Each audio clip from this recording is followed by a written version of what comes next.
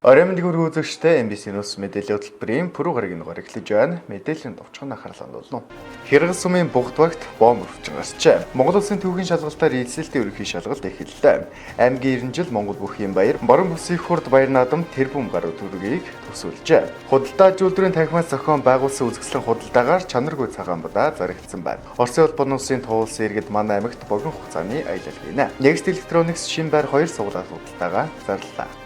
Эдгээр улмст мэдээллийн дэлгэрэнгээд анхаарлаа хандуулна. Мэдээлж байна. Орон дулаан цаг ирж халуун өдрүүд үргэлжлэж байгаатай холбоотойгоор халдвар түвшний тархалд нэмэгдэх хандлагатай байгааг мэрэгчлэнүүд хэлж байгаа.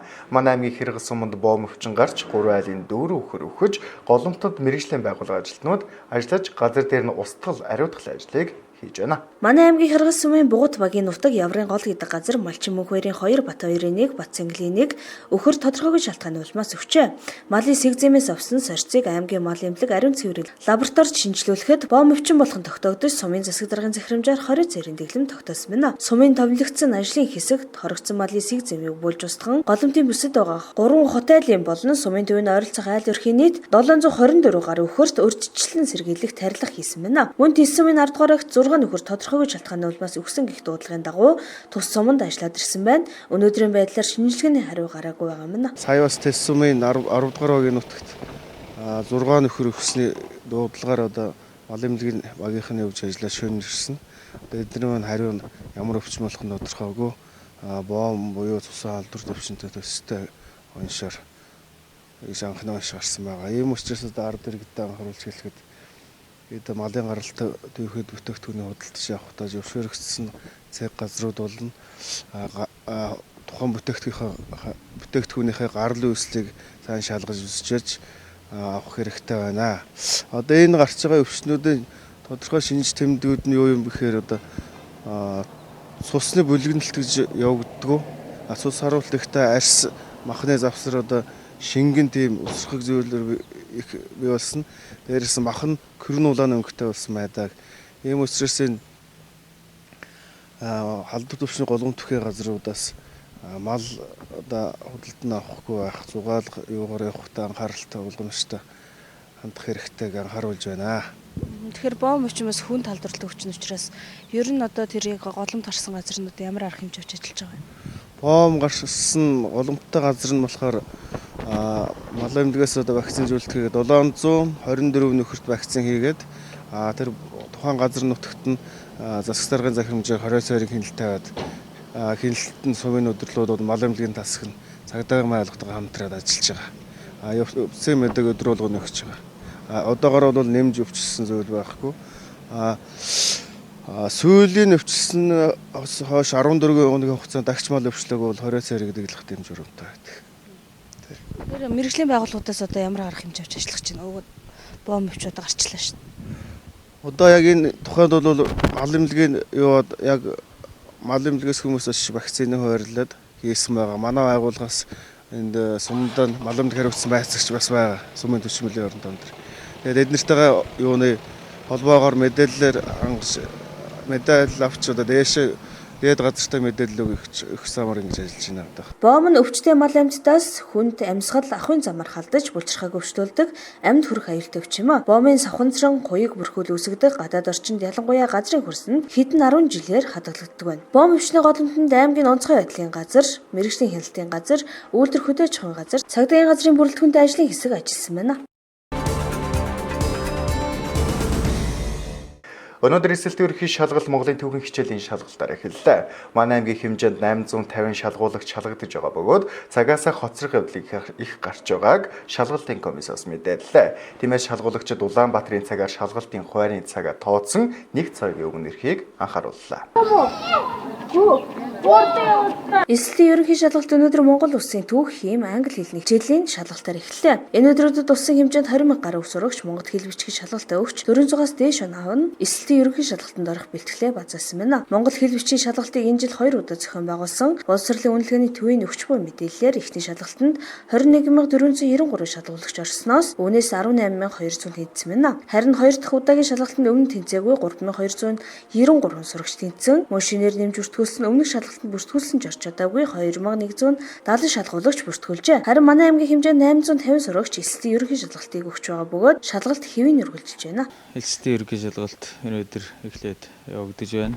Өнөөдөр 6 сарын 18-нд Монгол Улсын төв, ким, англи хэл гэсэн хичээлээр нөгөөдөр 6 сарын 20-нд газар зүй, математик, биологи, монгол хэл гэсэн хичээлээр 6 сарын 21-нд физик, нийгмийн тухай мэдлэг, урс хэл гэсэн хичээлээр эсэлтийн ерөнхий шалгалт явагдаж дууснаа. За энэ жилийн хувьд 825 хүүхэд 12 дугаар анги төгсөж байгаа. За энэс Монгол Улсын төвийн хичээлээр 29 шалгуулагч, химийн хичээлээр 247 шалгуулагч, англи хэлний хичээлээр 491 шалгуулагч, за газар зүйн хичээлээр 76, математикаар 667, биологиор 243, монгол хэлээр 396, физикээр 380, нийгмийн тухай мэдлэгээр 527, урс хэлээр нийт 16 төгсөгч шалгуулахаар бүртгүүлсэн байна.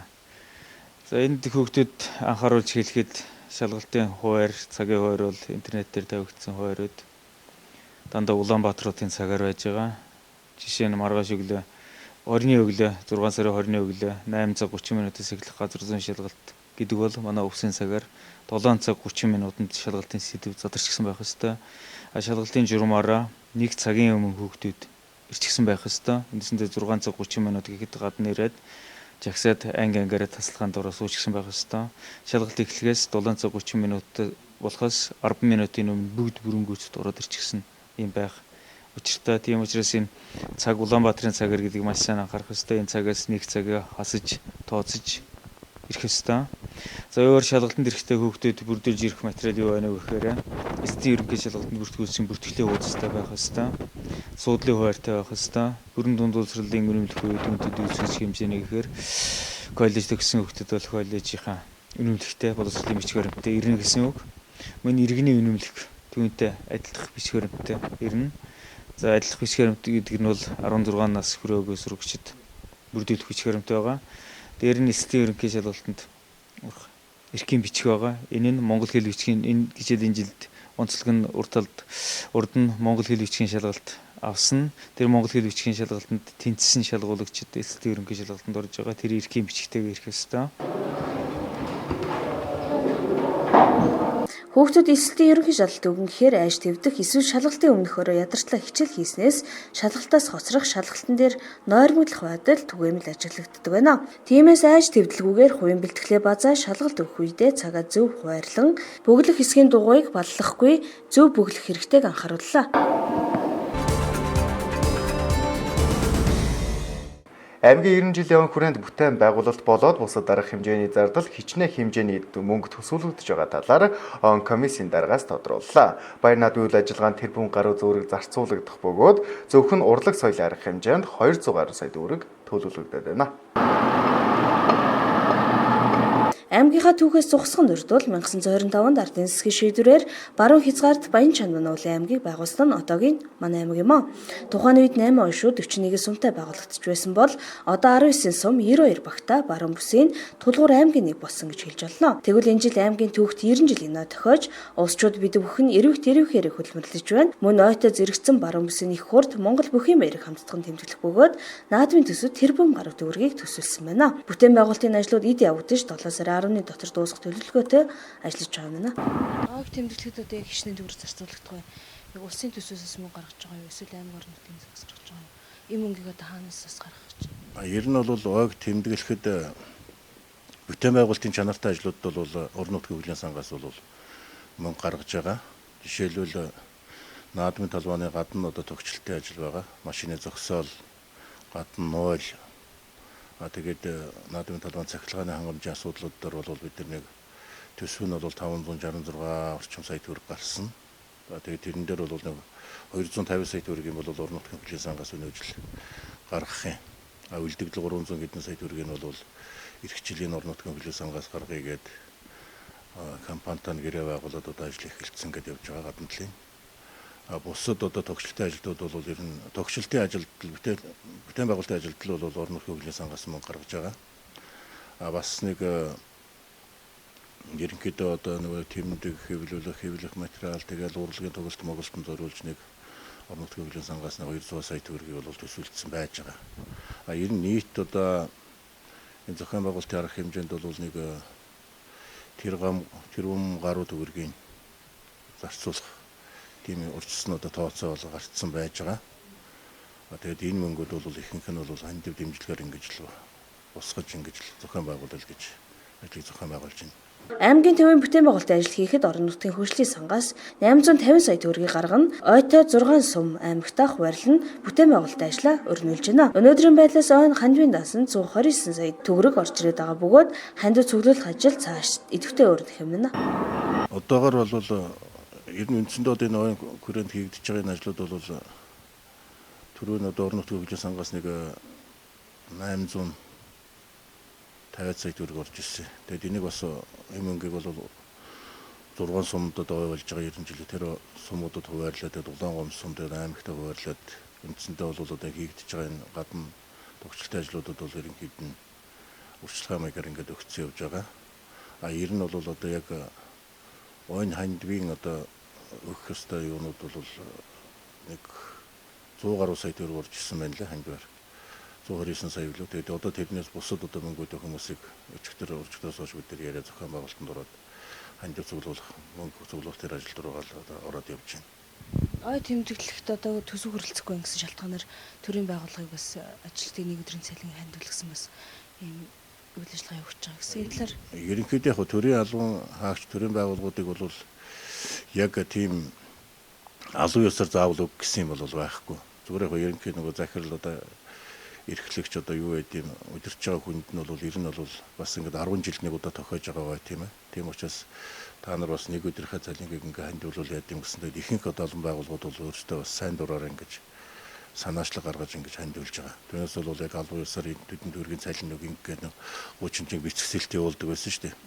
Одоо бол тийм бол байхгүй зүгээр энэ ерөнхийдөө бас хүмүүс бол сэтгэл гаргаад ингэж өгч байгаа. Ойг тэмдэглэх хугацаа 72 цаг буюу 3 хон. Аймаг байгууллагын ойн хүрээнд иргэдийг халаас руу бас л гараа шургуулах ажлыг эрх мэдэлт нь эрхтэн дарахнууд нь зохион байгуулж хилцээний дарга нар доороо ажилладаг албан тушаалтнуудаа нэг өдрийн цалин хандивлах лүндэн буулгаад байна. Хамт олноос хоцрохгүй тулд олонний жишгээ дагаж төрийн хідэн албан хаагчид нэг өдрийн цалингаа өгөхөөр зэгч байна. Сэтгэл байвал болон үз гэсэн хоосон үгээр төрийн албан хаагчдаа соос хөгжүүлж бас л өрнөөс өрний хооронд амьдрах гэж ядж байгаа албан хаагчдын халаас руу ичихгүй гараа шургуулах нэ.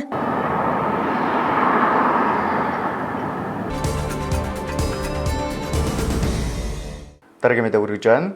Чанаргүй хүнсний бүтээгдэхүүн зарагдаж иргэдийг хохироосоор байна. Худалдаа ажилуулдрын танхимаас зохион байгуулсан үзэсгэлэн худалдаагаар чанаргүй эвгүй үнэртэй цагаан будаа зарагдаж иргэдийг эдийн засгийн хувьд хохироосон байна.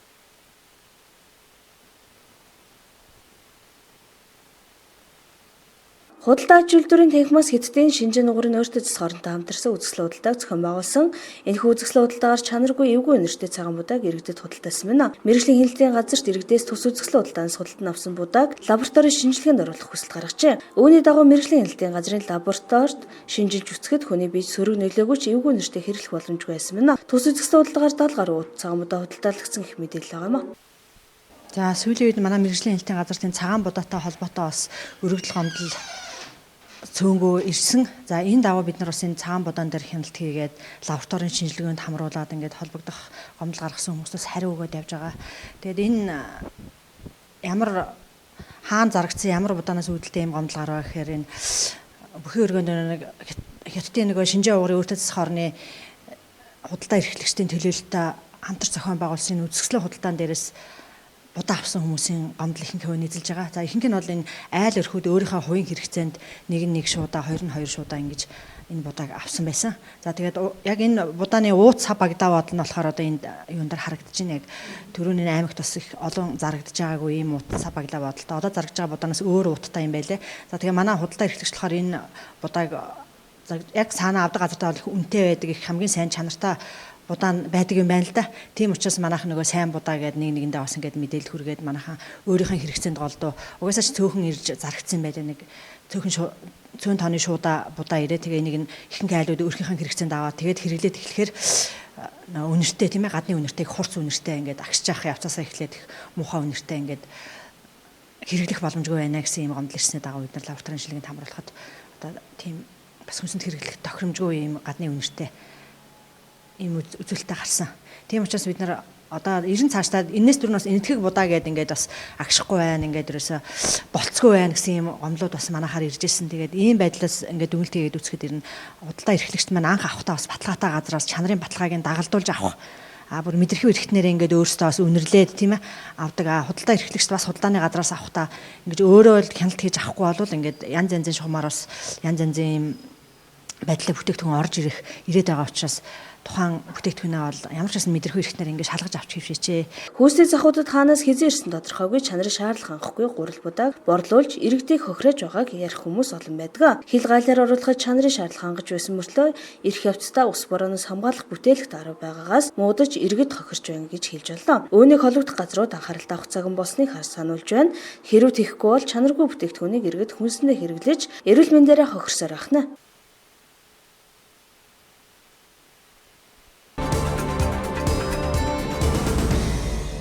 Манай аймаг аялал жуулчлалыг хөгжүүлэх хамгийн таатай бүс нутагт оршдог аймаг юм а. Аймаг орон нутгийн зүгээс аялал жуулчлалыг хөгжүүлэх, жуулчдыг татах талаар ямар бодлого барьж ажиллаж байгаа талаарх мэдээллийг бэлтгэлээ. Энэ талаарх мэдээллийн дэлгэрэнгээд анхаарлаа нуулна. Манай аймаг ханхугийн харьхраа түргэний өндөр улс увс нуурын хотгорын говь нутгийг эслэн оршдог учраас аялал жуулчлалын хувьд адал явдалт байгалийн аялал жуулчлал дагнсан мөн энэ төрлийн аялал жуулчлалыг цаашд хөгжүүлэх боломжтой бүс нутаг юм а. Аймгийн нутаг дэвсгэрт эртний түүх соёл дурсгал зүйл болох хүн чулуу 104 бугун хөшөө 21 хадны сүг зураг 90 гар үзэгт 4000 гаруй бичиг тэмдэгт хөшөө 20 гэрэлт хөшөөнийг хадны бичээс 10 түнчлэн олон мянган хэрэгсүр цөөнгүй эртний сүм хийдэг үлдэгдэл тойрбортгдсон байдаг гэнэ. Манай аймагт 1995 оны үеэс эхлэн аялал жуулчлалын компаниуд жуулчны баазууд байгуулан үйл ажиллагаа явуулж ирсэн. Одоогийн байдлаар Хэцүү хад, Хар тэрмэс, Харьхраа, Цүнхэг, Хэрэгэн, Увснуур зэрэг 6 жуулчны хаз амралтын газар ажиллаж байна. Энэ жил 3 давхар баярыг тэмдэглэн өргөлөхтэй холбоотойгоор аймаг орон нутгийг аялал жуулчлалыг хөгжүүлэх чиглэлээр олон арга хэмжээ авч ажиллаж байна. Эхний ээлжинд Увснуурын дэргэд гэр баазыг эзэмжүүлж үйл ажиллагаанд хяналт тавьж ажиллахаас гадна Увснуурын дэргэд худалдаа үйлчилгээ явуулах зөвшөөрлийг Морьтон эргөө компани олгосон байна. Аялал жуулчлалын салбарыг хөгжүүлэх жуулчин харилцан солилцох чиглэлээр бол саяхан бид Туваагийн аялал жуулчлалын яамтай гэрээ байгуулад ирсэн. За энэ хүрээд бид нэр богино аяллуудыг зохион байгуулна. 5 дахь өдөр ажил дуусгаад наашаа орж ирнэ. Хагас бүтэн сандаа манай аймагт амраад тэгээд буцдаг. Ийм аяллыг бол манай аймагт байгаа мэдээллийн төв за дээр нь аялал жуулчлалын компани ганц нэг компани бол харилцан ажиллах гэрээ байгууллаа. За дээр нь бас энэ Улс нуурын дэргэд бид нэг гэр бааз, аялал жуулчлалын гэр бааз байгуулад саяхан дөнгөж одоо 7 хоногийн өмнө бид нэр тэрийг бол эзэмжүүлэх шийдвэр гаргалаа. Тэгээд тухайн компани нь бол Улаанбаатарт байдаг ном хур компани, охин компани байгаа. Гэтэ энд одоо ингээд хүлээж аваад бэлтгэл ажил хийгээд эхэлсэн. 6 сарын 26-нд бол энэ хөрөнгө оруулалтын чуулганы гадны зоч төлөөлөгч тэнд очиж бол тэр аялал жуулчлалын компани үйл ажиллагаатай танилцсан улс нуурыг үзэж харах ийм аялын маршрут байгаа. Тэрийгээр оршин тэрний бэлтгэл ажил хангаад явж байна. За мөн энэ жилийн төлөвлөгөөнд орсноор бол улс нуур Хэрэгс нуур орчинд бол бас аяллаа орчин үеийн тэр пляж, нарын шарлага, тэгээ сүйдрвч, түргэн хоолны газар, авт зогсоол, нойлын үйлчлэгээ гэдэг ижүүрэн үйлчлэгээний ажлыг бол тендер зарлж эзэмжүүлсэн. За улс нуурын дэргэдэх ажлыг нь бол мөн одоо саяын тэр гэр баазыг авсан компани авсан. Өөрөөр нэг компани нэг чигтээ ажил хийж байгаа. Нан гэр баазаа ажилуулна. Цаана нэргээ тэр авт зогсоол, нойлын үйлчлэгээ, түргэн хоолны үйлчлэгээ, бусад одоо түргэн үйлчлэгээ. Ялангуяа улс нуур руу мараахан чинь машинтай бүх юмтайг орчдөг. Тэрийг нь төр зогсоод тэгтээ бид машиныг нэг хүчээр зүггүй хол байлгахгүй ойрхон байлгана. Гэтэ дэндээ бол нойлын үйлчлэгээ, хоолны үйлчлэгээ бол одоо мэрэгжлийн талаас нь авах. Тэрнээс бид нар эндээс нэг мал мах хаваачаал тэрийгэ болгож боловсруулна гэж зүтрх асуудал одоо байхгүй болгож байгаа. Ирээсээ захиалга өгнө. Тэгээд тэндээс үйлчлэгээ авна. За усан дорх 200-ийн таавчиг одоо купалны хентер гэдэг юм уу тэрнээс бол жижиг төргийн үйлчлэгийн дэлгүүрүүд ажиллана. Тэрнээсээ шууд шаардлага тэм авчихна. Өөрөөр ийм орчин үеийн яг цэвэр аялал жуулчлалын үйлчлэгээ гэдэг талаас бизнес гэдэг талаас бол энэ жил одоо тийм ажлуудыг хийж эхлэх ийм нөхцөл бүрдээд одоо ажиллаж байна. Энэ сарын 25-26 өдрүүдэд манай аймагт олон улсын хөрөнгө оруулагчдын чуулган уулзалт зохион байгуулагдана. Энэхүү чуулган уулзалтаар аймагт аялал жуулчлалыг хэрхэн урдцтай хөгжүүлэх, цаашид ямар бодлого баримтлан ажиллах талаар ярилцах юм байна. Мэдээллийн хөтөлбөрт хамт үзэгчдээ баярлалаа. Бизнес медиа хүргэж байна. Next Electronics-ийн хамт олноос ард иргэдэд зориулсан шин байр 2 суглаат худалдаага энэ сарын 22-наас 8 дахь сарын 22-нд дуустал зарлалаа. Уусчууд та бүхний суглаат худалдаанд оролцож азан үзэх боломжийг Next-ийн хамт олон та бүхэнд олгож байна. Next Electronics компани шин байр 2 суглаат худалдаага 6 дахь сарын 22-наас 8 дахь сарын 22-ны хооронд зарлалаа. Энэ хугацаанд та Супер Азтын шин байр нийцэн болохоос гадна 12 хэрэглэх Samsung брендийн цахилгаан барааны эзэн болох юм а. Суглааны тохирол 2015 оны 8 дахь сарын 22-нд боловсрол телевизээр супер шагналын төлөө өрсөлдөх 12 асныг тодруулах юм байна. Нийт усчуудаа энэ өдрийн мэндийг дэвшүүлээ. Манай Next Electronics компани ус салбарын хамт олон маань үйлдвэрлэл өрсөлдөлт хамааруулан онцгой тийм сурпрайзуудыг барьсаар байгаа. Манай энэ удаагийн усын хэрэглэгчдэд зөрүүлэн барьж байгаа билег гэвэл та бүхэн 6 сарын 12-наас 8 сарын 22-ны хүртэл манай Next-ийн дэлгүүрээр Samsung брендийн бараа бүтээгдэхүүн худалдаа авсан товлтол болгонд нэг ширхэг суглааг бэлгэлж байгаа. Ингэснээр та бүхэн 8 сарын 22-нд Samsung-ийн электрон бараа 12 ширхэг шинэ байрны эзэн болох тийм боломжтой юм а. Та бүхэн 8 сарын 22-ны хүртэл манай дэлгүүрээр дэлхийн тэргүүлэгч Samsung брендийн бараа бүтээгдэхүүнийг хамгийн өргөн сонголтоогоор хамгийн том бэлэг урамшуулалт нэмэлт суглааны хамтаар авах боломжийг манай хамт олон та бүхэнд хүргэж байна. Энэ удаагийн манай шинэ байр 2 буюу суглаат худалдааны онцлог маань Samsung брендийн та пэч зурагт гээл янз бүрийн бараа худалдан авах боломжтой. Түүнээс үнийн дүнгээс хамаарахгүйгээр зөвхөн бараа бүтээгдэхүүн тус бүр дээр нэг ширхэг суглаа байгаа учраас та бүхэн азтан болох боломж маш өндөр юм а. Samsung брендийн онцлог маань гэвэл дэлхийн тэргүүлэгч брэнд байгаа. Дэлхийн нийт электрон барааны зах зээлийн 20%-ийг дангаараа эзэлдэг. Монгол дахь Samsung брендийн албан ёсны борлуулагч дилер компани бол манай Next Electronics байдаг. Та манай Next Electronics-аас Samsung-ийн хамгийн сүүлийн үеийн хүргэгч смарт зураг, тоос зурагч, пэч гээд бүх төрлийн бараа бүтээгдэхүүнийг хамгийн өргөн сонголт, хамгийн хямд үнээр авах боломжийг манай хамт олон та бүхэнд хүргэдэг байгаа. Ингээд та бүхэн Next Electronics-аас шинэлэг бүхнийг хамгийн хямд үнээр хамгийн том бэлэг урамшуулалтаагаар худалдаа авах бас суглааны хамтаар худалдаа авах боломжийг манай хамт олон та бүхэнд хүргэж байна. Та бүхэн өргөнөөр ирж үзүүлээрэй. Та бүхнийгээс 3 жилийн баталгаат хугацаатай хамгийн хямд үн, том бэлэг урамшуулал бүх банкны лизингийн үйлчилгээг Next Electronics-ийн ус салбараас авах боломжийг бүрдүүлээд байна.